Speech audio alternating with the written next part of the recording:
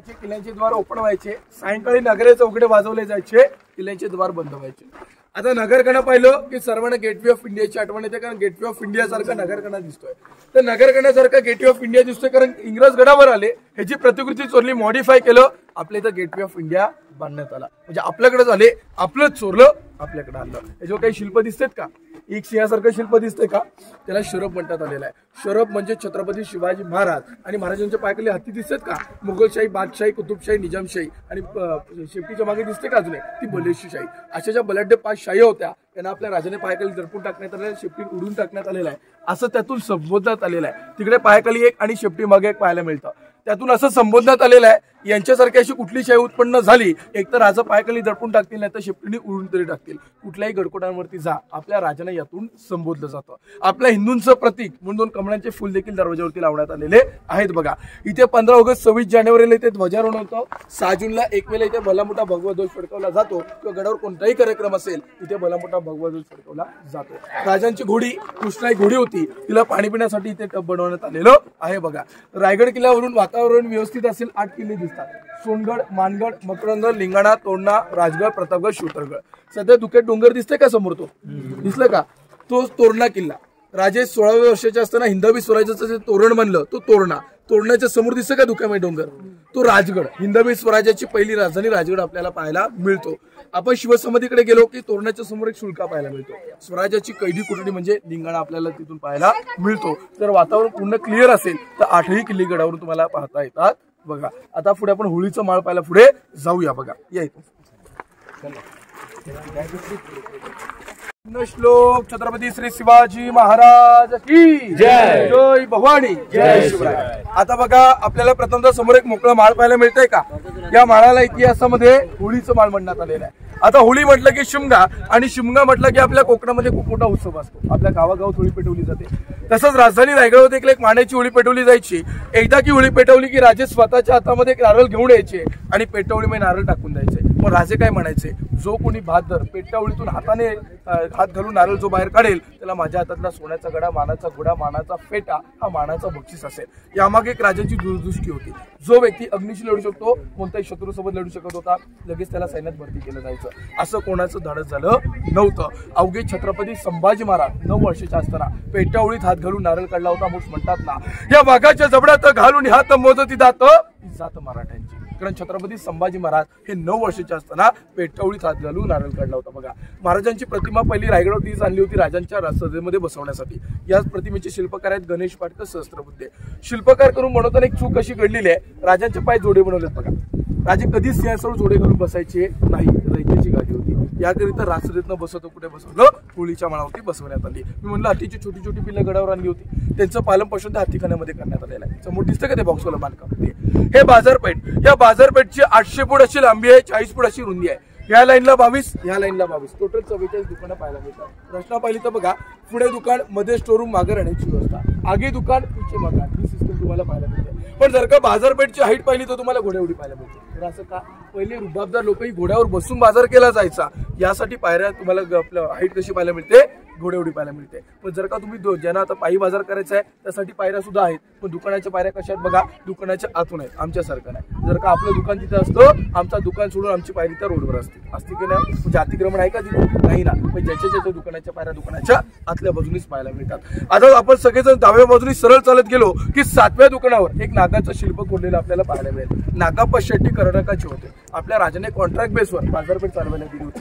पुरेपूर पार पडल्यानंतर राजाकडे गेले की राजा आता बाजारपेठवरती माझं नाव करा. येणाऱ्या बाजारकाराला कळू चुकलं पाहिजे की बाजारपेठ मी चालवतोय. राजे म्हणतात आपल्याकडे 365 गडफूट स्वराज्यामध्ये आहे. कुठल्या गडावर पाहिलं का? शिवाजी शाही गोष्ट नाही पाहिलं. मग तुमचं आम्ही नाव कसं लिहिणार? म्हणून नाराज करता एक नागाचं शिल्प काढून नागाप्पा शेट्टीना तिथे संबोधण्यात आलेलं आहे. बघा ते पाहून झालं की आपण सगळेजण जगदीश्वराचं महादेवाचं मंदिर पाहायला जाणार आहोत. जाता वेळेला प्रत्येक ठिकाणी तुम्हाला अशी वाडी दिसते. इथे बघा बेस वगैरे, चौतरे वगैरे दिसते. गडावरती जी प्रजा राहायची त्याची घरं आपल्याला त्या बाजूला पाहायला मिळतात. आता आपण नागाप्पा शेट्टींचं शिल्प आणि बाजारपेठची रचना पाहायला आपण पुढे जाऊया. बघा या जाताना जर कोणाला रोपणी जायचं झालं ना, हे शॉर्टकट आहे. रोपणी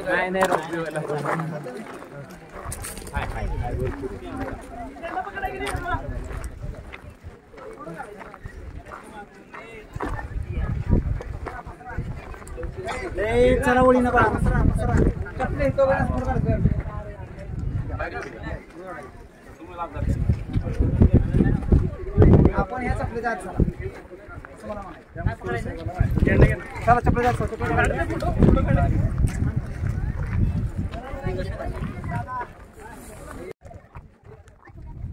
ये पहले के ज़माने का मार्केट है दोस्तों। बेसिकली घुड़सवारों के हिसाब से मार्केट होती है, जो आदमी घोड़े से बैठे बैठे मार्केटिंग करते थे, इसलिए ये प्लेटफॉर्म बनाया था, जैसे गाइड ने बताया। स्टोरेज रूम होगा, ये पीछे का व्यू। दुनिया भर में बाटली बेचा जाता था।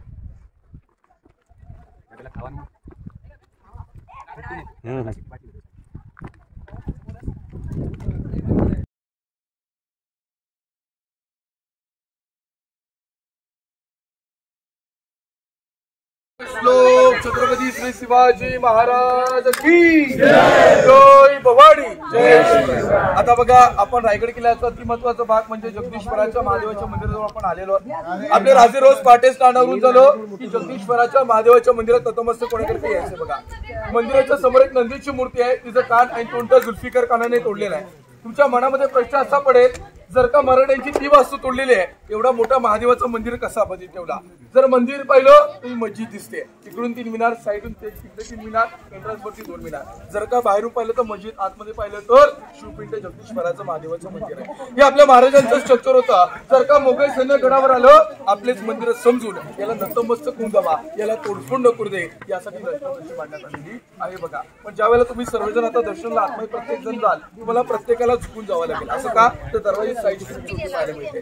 जर का महाराष्ट्रामध्ये आपल्या मराठ्यांचे कुठलेही मंदिर पाहायला गेला तर दरवाजांची साईज तुम्हाला कशी मोठी मोठी पाहायला मिळते। मग जगदीश्वराची छोटी बांधण्याचं कारण होतं, तर त्या काळचे मोगल सरदार आखाडी आणि ठिपाण असायचे। जर का आपल्या गडदेवताला तोडण्याकरिता आतमध्ये प्रवेश करण्यास गेले, गडदेवताला झुकून जावे यासाठी प्रवेशद्वार छोटे बांधण्यात आलेले आहेत। बघा, पण याच ठिकाणी उद्धार करून कवी भूषण आले होते। कवी भूषणाची आणि छत्रपती शिवाजी महाराजांची भेट याच ठिकाणी झाली होती। एक नाही, 2 नाही, 3 नाही, 350 कवी आपल्या राजांवरती रचल्या होत्या। त्यातल्या 2 कविता याच ठिकाणी म्हणून दाखवल्या होत्या। एक तर कविता त्याने 18 वेळा म्हणून दाखवलेली आहे। बघा, तेच तुम्ही तुमच्या फोनला ऐकलं असेल। बघा, ते असं आहे, इंदाजी मी जुंबा पडे बाडन सुंब पर दावळ सुदंब पर तुला राजे कोवड बरी भापर समुण 3 हा पर जो अस्त्र भापर रामजी राजे रावा तुळ झुंड पर चिंता मुळ झुंड पर भूषण वित तुंड पर जसं पर राजे तेजे तम हंस पर कांडाजी विकांस पर तो मरे पर शेर शिवराज हे शेर शिवराज है। दुसरी अशी केली होती की काशी हूं की कला जाती, काशी हूं की कला जाती,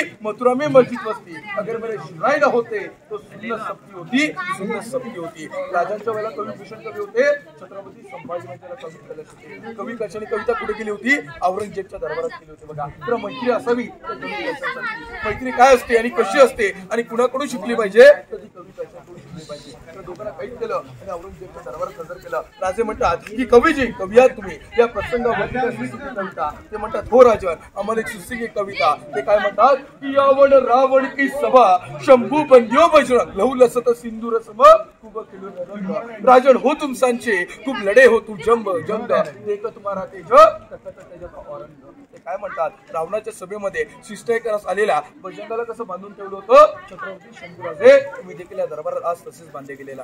चढताना झालेल्या अंगावर वार आणि वारातून वारतो लहू जणू की शेंदूर पासलेल्या बजरंगाप्रमाणे आजोबाला इथे भासतात। और सूर्य उगवला की परमप्रकाश काजवे कशी दिसते जेवू लागतात ना, त्याचप्रमाणे तुमचं ते तेज पाहून तो यवनात्मक औरंगजेब स्वतःचा सिंहासन त्यागुण गुडघे टेकून आज तुमच्या पुढे येऊन नतमस्तक झालेला आहे। बघा, तो औरंगजेब सुद्धा म्हटला होता की सचमुच शेषुभाता छावा तो छावा, हमने आंखें निकाल दी उसकी आंखें कभी झुकी नहीं हमारे सामने, हमने उसकी जबान काट डाली, उस जबान से उतने रहम के दो लफ्ज़ मांगे हमारे सामने, हमने उसके हाथ काट डाले, हाथ फैलाए ना हमारे सामने, हमने उसके पाँव काट डाले, उसने कभी घुटने नहीं टेके हमारे सामने, हमने उसका सर काट डाला, उससे कभी सर झुकाया ना हमारे सामने, सचमुच शेषुबा का छावा ताओ छावा, छावा ताओ छावा। या महाराष्ट्राच्या मातीला जगावं कसं हे छत्रपती शिवाजी महाराज यांनी शिकवलं, पण मरावं कसं हे छत्रपती संभाजी महाराज यांनी शिकवलं। बघा, असा भूक महापुरुष पण अभिनय नाही। बघा, आपल्या राजांचं निधन झालं, राजांच्या राजवाड्यामध्ये राजांच्या जगदीश्वराच्या महाराजांच्या समोर आपल्या राजांची चित्रलग्नी छत्रपती संभाजी महाराज यांनी सुद्धा नाही दिली, राजाराम महाराज यांनी सुद्धा नाही दिली।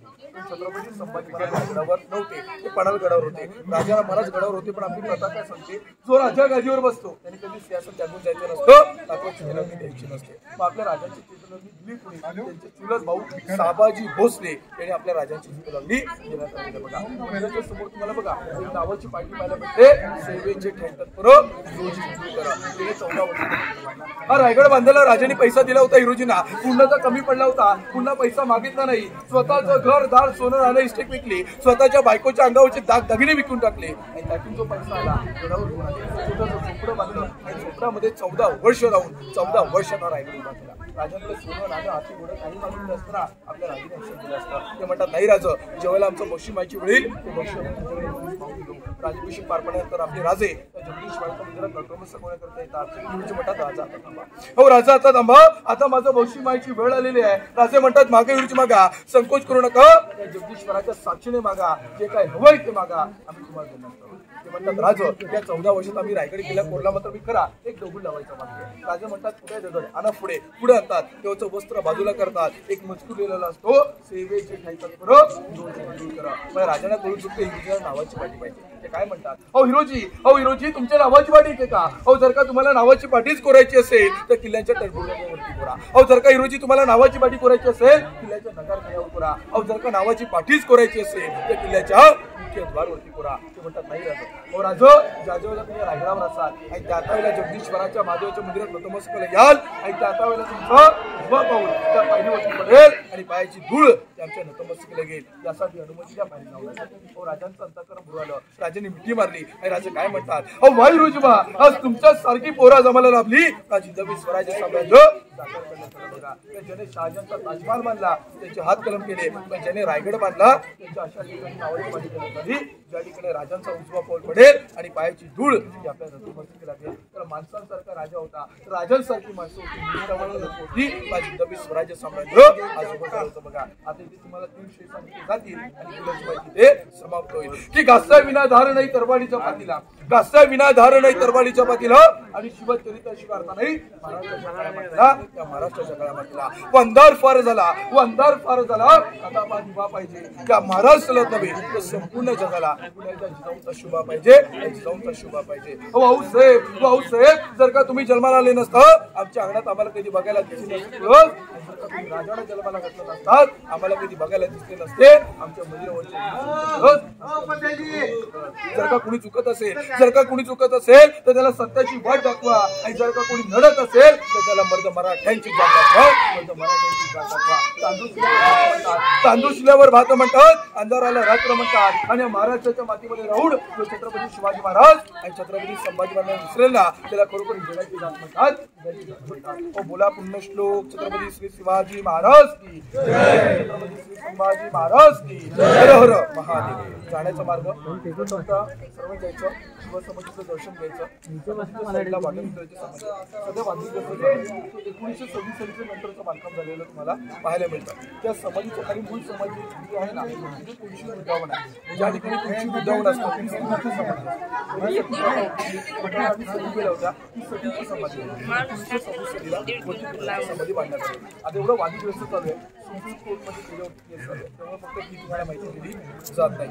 समाधीचं दर्शन घेतलं, गुरुजी नावाची पाठी पाहायचं, गॅरंटी पत्र पाहायचं, ते पाहून झालं तुम्ही मंदिरामध्ये येणार, मंदिराचं दर्शन घ्यायचं, दर्शन घेऊन झालं की ज्या मार्गाने आपण आतमध्ये आलो जे तुम्ही बाहेर जायचं. आता तुमच्या मनात काय प्रश्न पडेल तिथे गेल्यानंतर राजाचा उजवा पाऊल कसा पडायचा.